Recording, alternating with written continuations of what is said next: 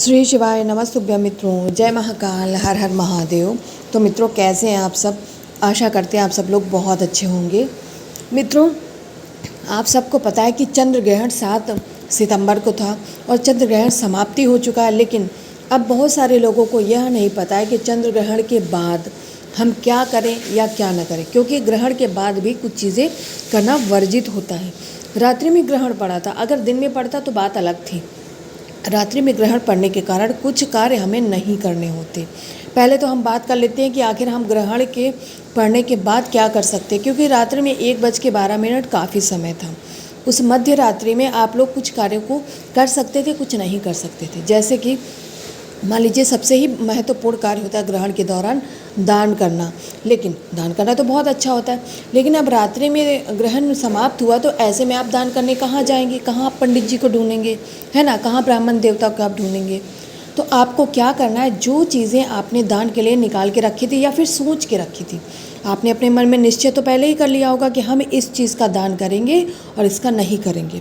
तो यदि आपने उन चीज़ों को निकाल के रख लिया है और नहीं रखा तो निकाल लीजिए। उन चीज़ों को आपको स्पर्श कर लेना है, मात्र स्पर्श करके आप रख दीजिए। दान सुबह करिए, कोई दिक्कत नहीं, लेकिन उन्हें स्पर्श आपको ग्रहण के तुरंत बाद ही करना है, ग्रहण समाप्ति के बाद। इसके बाद आपको सोने जाना है। और हाँ, बहुत सारे लोगों का मानना होता है कि भोजन नहीं करना होता। हाँ, बिल्कुल सही है, भोजन नहीं करना होता है। लेकिन ग्रहण के दौरान मान लीजिए बच्चा है, भूख लगाई उसे तो आप खिला सकते हैं। ग्रहण के बाद आप कोई भी भोजन बना के खा सकते हैं, फिर कोई मनाही नहीं होती। आपका मन है, आप बना के खाइए, समय की भी पाबंदी नहीं है। आप बना के, बस ग्रहण समाप्त हो जाना चाहिए, आप बना के खाइए, कोई दिक्कत नहीं है। स्नान करने का भी बहुत महत्व होता है, ग्रहण के पहले और ग्रहण के बाद, यानी शुरू होने से पहले और समाप्ति के बाद। लेकिन रात्रि का समय है, मैं फिर से बता रही हूँ, रात्रि में समाप्त हुआ है तो आप कुछ चीज़ें नहीं कर सकते हैं। जैसे रात्रि में स्नान करना भी थोड़ा स्वास्थ्य के पर्पज़ से, ठीक है, स्वास्थ्य को देखते हुए उतना अच्छा नहीं माना जाता है।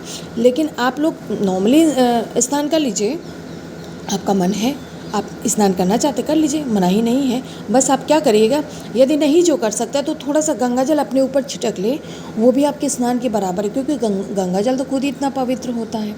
तो आप गंगा जल डाल लीजिए, आपके स्नान करने के बराबर, बल्कि उससे ज़्यादा अच्छा होगा। नहीं तो आप उस जल में गंगा जल मिला के स्नान कर लीजिए।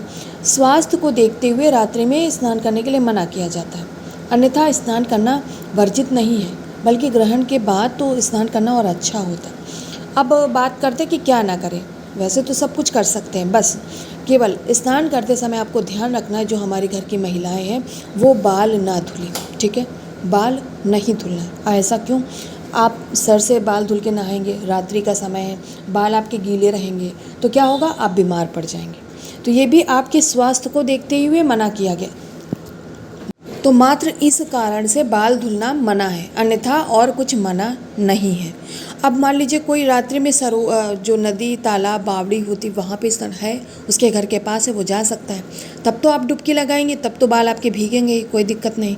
लेकिन आप घर में सहज रूप से स्नान कर रहे हैं, तब तो आप बालों को धुलना अवॉइड कर ही सकते हैं। अन्यथा आप बालों को धुलेंगे, नहाएंगे, बीमार पड़ेंगे, फिर आपके मन में यह भ्रामक तथ्य उत्पन्न हो जाएगा कि लो, मैं ग्रहण के बाद यदि आप स्नान करते हो तो आप बीमार हो जाएंगे, है ना? हम अपने मन में बहुत सारी धारणाएं स्वयं ही बना लेते हैं। तो इस पर्पज़ से जो बाल धुलना मना किया जाता है। आप ऐसे ही नहा लीजिए बिना बालों को धुले, उससे कोई परेशानी नहीं, ठीक है मित्रों? तो मैं आशा करती हूँ आप लोग इतना तो समझ गए होंगे कि क्या हम कर सकते हैं और क्या नहीं कर सकते। कुल मिलाकर ग्रहण समाप्ति के बाद आप सब कुछ कर सकते हैं, खा पी सकते हैं, सो सकते हैं, बैठ सकते हैं, कोई भी दिक्कत नहीं है। तो कुछ विशेष जो बातें थी मैंने आप लोगों को बताई, मैंने समझाने का भी प्रयास किया और मैं आशा करती हूँ आप लोग समझ गए होंगे। तो ग्रहण के दौरान क्या करना चाहिए, क्या नहीं, सारी चीज़ें आप समझ के करिएगा। महादेव जी का आशीर्वाद आप पे बना रहे।